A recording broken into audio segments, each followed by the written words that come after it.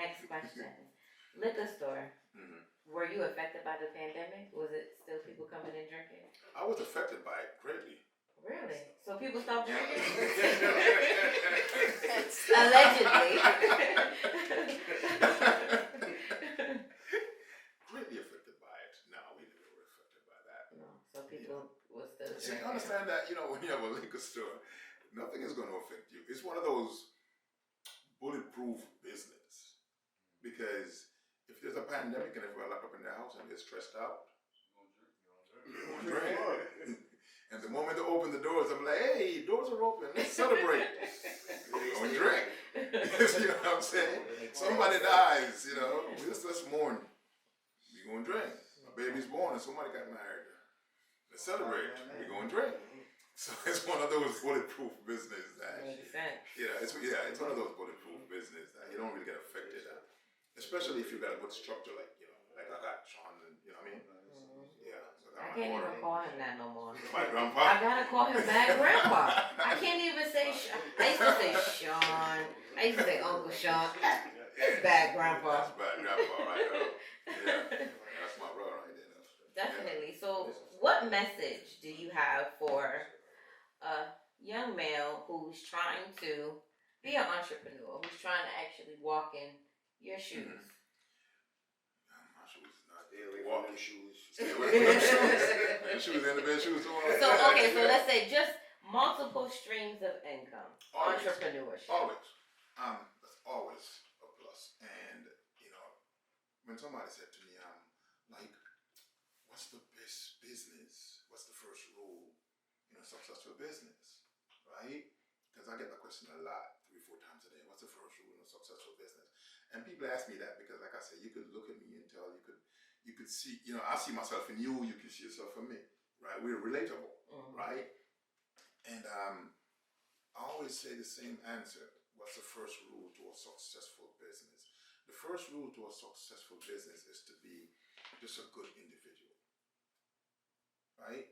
Like I told me and Marcus had this conversation yesterday, and I was like I don't invest in businesses.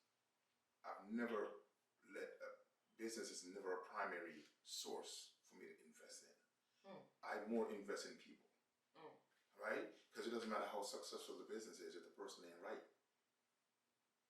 They ain't right, right?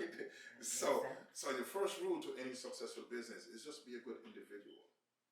Just know that, okay, I'm a good person at heart, and I'm going into this, and then everything else will flow with that. Multiple stream of income. And if I should say one thing that should resonate is like never give up.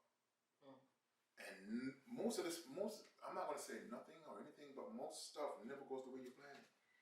And most of the stuff, I mean, a vast majority of it comes from by accidental. Like you probably go to college for political science and you come out doing accounting. You see what I'm saying? Yeah. If you think about it, how many people went to college for this and came out of college doing this? A lot. You know what I'm saying? A lot. It just doesn't work like that. But a lot of time when the door is shut in your face, then you feel like, okay, well, yeah, it's shut. When I moved here, I was selling bootleg CDs and DVDs. Where you moving from? New York? Chicago. Oh, okay, Chicago. Yeah. Right. And when I moved here, I was selling bootleg CDs and bootleg DVDs. And this is a story. What? CDs. Like music and movies. Different mix. Okay. Yeah. And this is a story I would tell a million times over. And I used to do this in Bankhead. You see what I'm saying? Which is supposedly the worst part of Atlanta. I was over there selling bootleg CDs and DVDs. You know what I mean? That's when you used to get 3 for $5 or 3 for $10. Yes. But you have to hustle. But I wouldn't change any of that. I wouldn't change how I was raised. I wouldn't change any of that. I wouldn't change. I used to come here and go to the parties, and I used to stand in line like everybody else. You see what I'm saying? For a long period of time, I live here in Georgia, and I've been in Georgia since 1999. Right, late 2000. But I didn't even start coming out. I used to go out. I was about to say I didn't know I want to say like 2018 maybe. I've been in I Georgia started for a hearing minute. about yellow. I've been in. Because I never seen Sean with you like around What? them times. Yeah. 2018. What? That's when Sean he would was be chilling around you? with Ricey, like, you know, I That's never when- seen you around. That's when Rice used to be right here. Yeah. Yeah. No, we're still rocking, but the thing is, I never used to come out. You see what I'm saying? Mhm. And even when I do come out, I'll just go stand somewhere in the corner over there and chill. Because if it ain't your turn, it ain't your turn. You know what I mean? And you just gotta sit over there and wait until it's your turn. You know what I mean? And then I remember one night I went out. So when I just opened the liquor store, I went out. I do mostly hip hop clubs, right? And I'm over there by off Breakfast Road, and I'm in the club, and like my homeboy owned the club, so I'm like, yo, I'm buy a bottle. So he was like, yo, okay, yellow, because it's you know, give me $100 for the bottle. And I'm sitting over there, right, with the bottle, and I'm like, I just spent $100 on a bottle. You know, I could go buy me some Newport and sell in the store. I could buy me some Swiss and sell in the store. I could buy me some Red Bull and sell in the store. All with $100. All with $100. I'm thinking of a million ways how I could invest this $100 instead of buying a bottle. Right? I wasn't mad at the situation. I walked up, I left the bottle in the same place. And I got in my car and I drove home.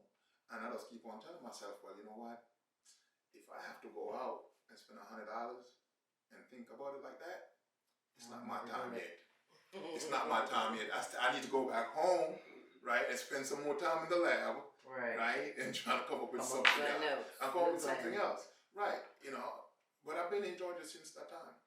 You know, and you name the business, I did it. I had a car wash up in me and Brenton had a car wash up in Canton, up in Canton, Georgia. Yeah, not Canton, Georgia, but off Canton Road. Oh, right, and that didn't even last 2 days. That didn't last 2 days. We were trying to lay the foundation ourselves, you know, get the cement truck to drop the cement. We're trying to lay it out, and if you know anything about me, I can't even change a light bulb, so. I can't do anything manually. I can't do anything. Okay. Yeah, so Come up with a plan. You got it. yeah, you come up with a plan. I got that. You need something brainstorm. I got that. I'm the man for that. But if you want to mow the lawn, you better go call somebody.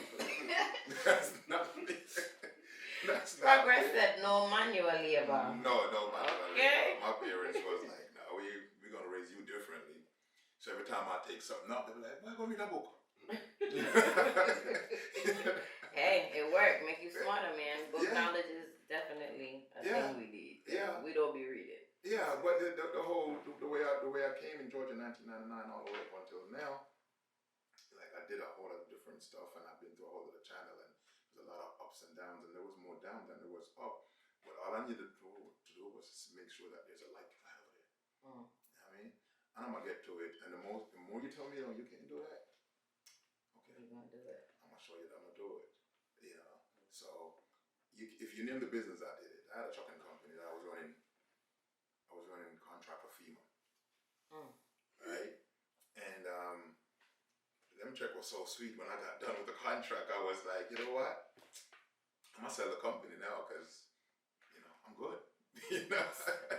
I'm good. So you had a trucking company. Yeah, I had that too. Yeah. So trucking, like that's like freight and Yeah. doing stuff like that.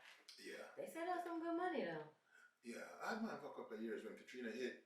This old white lady, I never met her one day in my life. And she called me on the phone. But she's a broker that we talk on the phone, but I've never met her. Right? And she was like, oh, I got some contract with FEMA. I'm like, really? And what they were paying? Yeah. I was like, yes, I'm going to take that. Yeah. I would have too. Yeah. Disaster pay. Yes, that disaster money right there. Feel bad taking it though. All you needed was a truck. I feel bad taking it. You feel like you're capitalizing on somebody else's. He was helping. What you mean? Thank you. You I was knew you put a helping. twist on that. He was helping. You were willing to go where I knew you put a twist on that. Well, we definitely want to thank you for coming through. Absolutely no problem. Let the people know where they can find you at. 1923 Western Chapel Road, where they found the bad grandpa. Not him, the bad The grandpa. bad grandpa. And I ain't been out in so long, and people keep asking me. I'm definitely coming out of the house. I'm going to Omar Scottish party, right? That's this Friday, right? I'm doing Rico party? Yeah, I'm doing March Madness. I'm doing March Madness Cascade Peace Joint, right? And we're definitely doing Shizzle. Cascade, you just said? It's somewhere over there. And we're definitely doing the Picture Perfect. With Shizzle? Yeah, we're definitely doing that. Sherlock Shizzle. Yeah, that's that. Bro. I want your one album.